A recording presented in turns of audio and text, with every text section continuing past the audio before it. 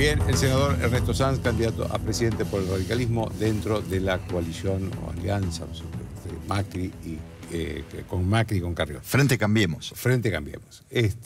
A ver, senador, algunos proponen un cambio justo, otros proponen que van a hacer un cambio con continuidad, otros proponen que van a conservar algunas cosas de este gobierno. ¿Qué es lo que propone usted? Yo no creo que esto sea una cuestión de eslogans o de palabras. Yo creo que hay que revisar absolutamente toda una gestión de gobierno y desde el gobierno. A ver, hay muchas más cosas para cambiar y para modificar que las que hay que mantener. Por ejemplo, hoy hay un problema central, que es la economía. Y en la economía no se puede andar con medias tintas, no se puede andar con vueltas.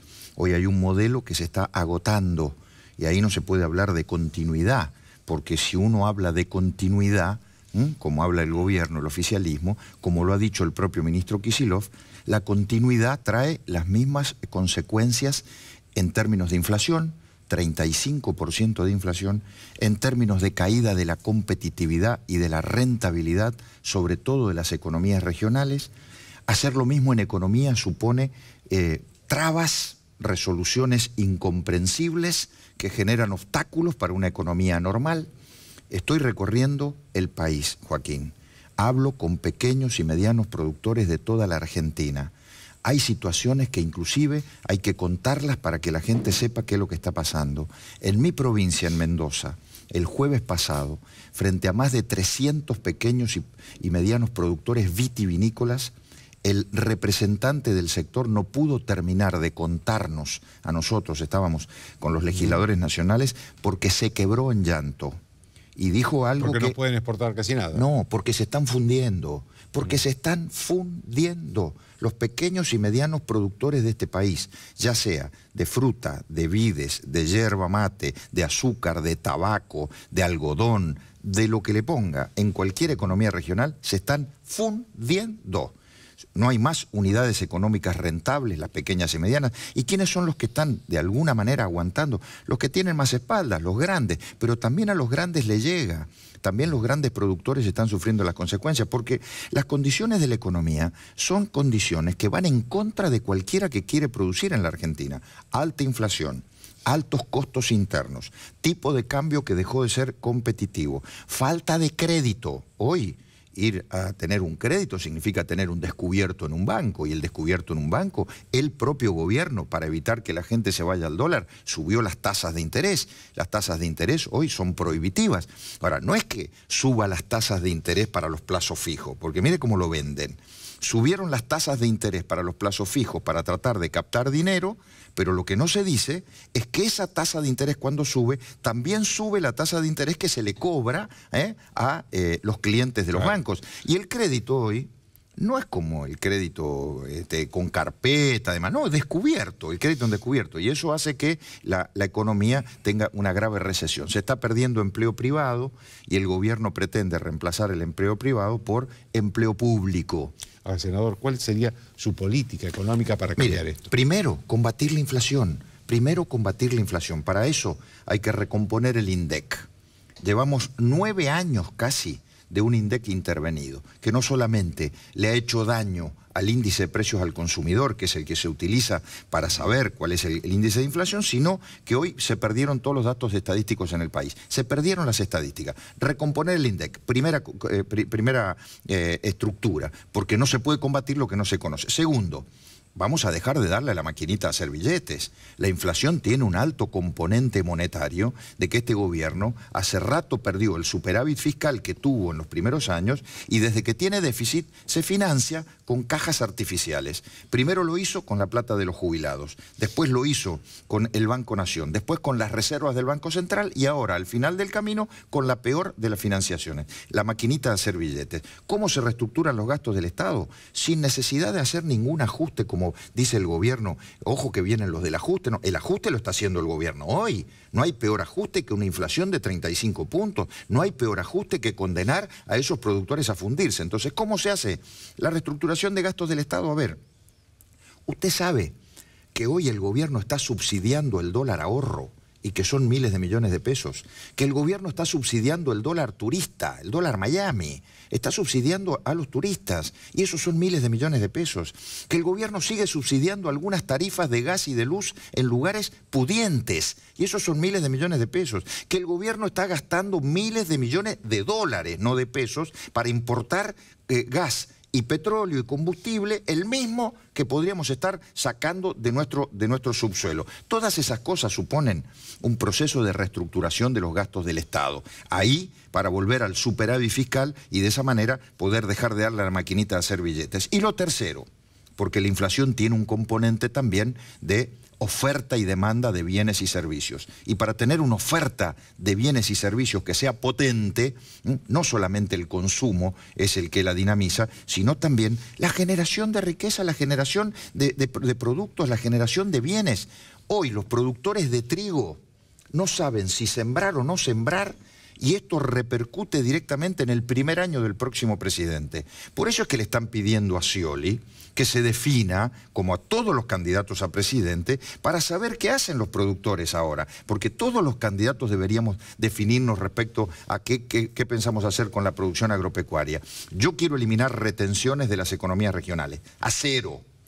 Acabar con las retenciones de las economías regionales y acabar con las retenciones del trigo y del maíz. Dejar solo soja para ir compensando paulatinamente con impuesto a las ganancias. Si dijéramos todo eso, el próximo presidente, sea cual fuera, ya se vería beneficiado porque hoy estarían sembrando los productores y el resultado se vería el año que viene. Eso se llama confianza, eso se llama credibilidad, eso se llama previsibilidad. Pero eso solo lo puede hacer, Joaquín, alguien que no pertenezca a este gobierno, ¿eh? Eso está claro.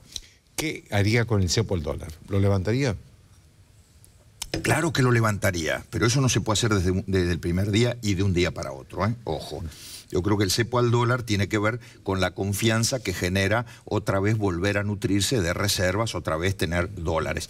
Por supuesto que desde el primer día uno tiene que decir cuál va a ser el sendero para llegar al levantamiento del cepo y tiene que ver con ese shock de confianza. La economía es fundamentalmente confianza, es expectativa. A partir de ahí empiezan a generarse los recursos. Este gobierno, insisto, no lo puede hacer más porque se perdió confianza, ya no hay más expectativa, ya dio el modelo todo lo que podía dar, se agotó. Esto necesita un nuevo modelo económico, con un nuevo gobierno. Ese shock de confianza puede generar que en poco tiempo se levante el cepo, como cualquier otra restricción. Restricciones que son, absurdas. Este es un país que ha prohibido las exportaciones. Hemos prohibido las exportaciones de carne, hemos prohibido las exportaciones de grano, hemos prohibido las exportaciones de leche. Una locura, cuando todos los demás países están brindándole al mundo energía y alimentos, nosotros perdemos el autoabastecimiento de energía y ya no solamente no podemos ni exportar, sino que tenemos que importar y también prohibimos exportar carne, leche, trigo, granos, porque supuestamente esto afecta al precio de estos productos en la canasta familiar. ¿Cuál fue la conclusión? La conclusión fue que perdimos mercados, no exportamos, perdimos cabezas de ganado, perdimos tambos, perdimos producción de trigo y el precio, fruto de la inflación y de la maquinita de hacer billetes, el precio subió. El de la carne, el del pan y el de la leche. Ahora, por lo que lo escucho, usted, digamos, la conclusión de lo que usted dice es que el peso necesita una devaluación. No, de ninguna manera. No es necesaria la devaluación. La devaluación sería el camino tradicional, pero que siempre nos ha traído muchas más dificultades que beneficios. ¿Por qué? Porque mire, ¿cuál fue la última devaluación del gobierno? Fue cuando Fábrega era el presidente del Banco Central, hace 2 años. Fue a principios del 2013. El año pasado, 2014. 2014, un año y pico. Bueno, se hizo una devaluación y no se hicieron los deberes en forma paralela respecto al gasto público, respecto a los deberes que debía hacer el gobierno para reestructurar los gastos del Estado y para corregir los desfasajes de fondo, porque una devaluación sin corregir los desfasajes de fondo, a los 3 meses se perdió y usted todavía se quedó con el costo social que significa una devaluación. Porque, ojo, una devaluación trae beneficios para el sector exportador y beneficios para el conjunto de la cadena esa comercial, pero le traen muchos perjuicios al asalariado, al que cobra una jubilación, al que cobra un programa social. Ahora, se puede llegar a el mismo objetivo sin devaluar? Sí, claro, desde el primer día con un plan económico integral. Un plan económico integral con un gobierno confiable, desde el primer día empieza a resolver el tema de la inflación, no de un día para otro, pero empieza a declinar la curva, empieza a resolver el tema del cepo, empieza a resolver el tema de la confianza y empiezan a aparecer los dólares, aparece de nuevo la inversión. Digamos, esto es el ABC, pero ¿por qué no se hace hoy?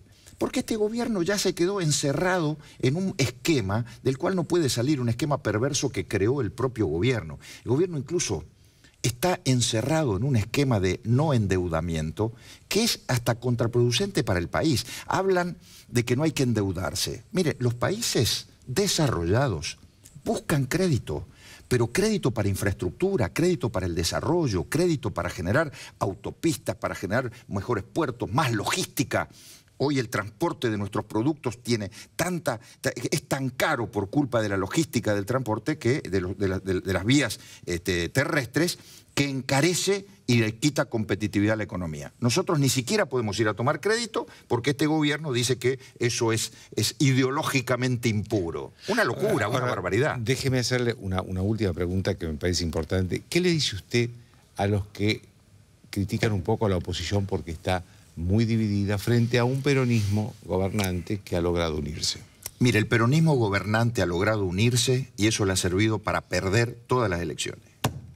¿Por qué no hablamos de eso? A ver, hable. Yo sí, porque mire, a mí me hace tanta gracia. La presidenta hoy tiene supuestamente una imagen altísima. La presidenta es como el rey Midas, todo lo que toca se convierte en oro. La presidenta supuestamente con esa imagen altísima va a las provincias, le levanta la mano a sus candidatos y esos candidatos ganan por escándalo. Vamos a revisar. Fue a Río Negro, Pichetto era el candidato, perdió, y perdió mal. Fue a Mendoza, Bermejo se llamaba el candidato, perdió con nosotros, el radicalismo. Fue a Córdoba, a Castelo, perdió, ni 20% sacó, ni 20%, salió tercero. Vino a la ciudad de Buenos Aires, levantó la mano a Recalde, salió tercero. Y para colmo, si le faltaba una frutilla al postre, fue a La Pampa y se metió en la interna del peronismo en La Pampa. En la interna del peronismo. Le levantó la mano un señor Bruna, creo que se llama, y le ganó el senador Berna, la interna. Yo digo, eso es la presidenta. Vamos al resultado del peronismo que usted dice que cuando se une es como Superman, invencible. De los 5 principales distritos del país han votado 4.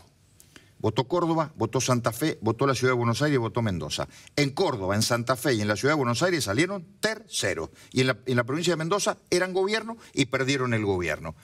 Entonces yo digo, a ver, vamos a la última reflexión. Ha votado hasta acá el 40% de los argentinos. Hasta aquí votó, fue a las urnas. Cuando hablamos de urna, no es una encuesta. No es que uno levantó el teléfono y que lo estaba llamando un encuestador y uno dijo sí o no, no. Urna, domingo de escuela, cuarto oscuro, agarrar la boleta, ir a la urna, ponerla en un sobre, bueno, y después contarlo a las 6 de la tarde. ¿Sabe qué dicen ese procedimiento? Que el 40% de argentinos que votaron, el 31,7% es lo que sacó el oficialismo y el resto, casi el 70%, votó en contra de los candidatos del oficialismo. Es decir, que de cada 3 argentinos que fueron a votar, 2 votaron en contra del oficialismo y solo 1 votó a favor del oficialismo. Cuando yo veo estos números, digo, pero entonces, ¿qué está pasando en la Argentina? Este es el reino del revés. Yo estoy muy confiado, pero muy confiado, de que primero que nosotros estamos haciendo las cosas bien desde la oposición, por lo menos hablo del Frente Cambiemos. Vamos a ir el 9 de agosto a utilizar una herramienta que es la de las PASO, que es una herramienta en favor de los ciudadanos, que es una ley que se creó en favor de los ciudadanos. Nosotros no tenemos a nadie que venga y con el dedo nos diga esta es la fórmula, este es el presidente, este es el vice, estos son los legisladores. No.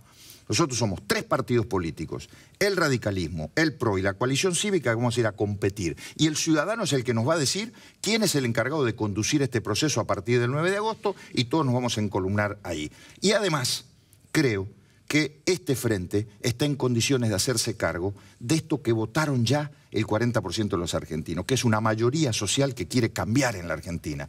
¿Cambiar todo? No. ¿Cambiar muchas cosas? Sí. Hacerse cargo de un nuevo modelo de país confiable, de progreso, de desarrollo, decente, vinculado con el mundo, federal, con división de poderes. Sí, ese es el cambio. Gracias, senador. No, gracias a usted. Una pausa.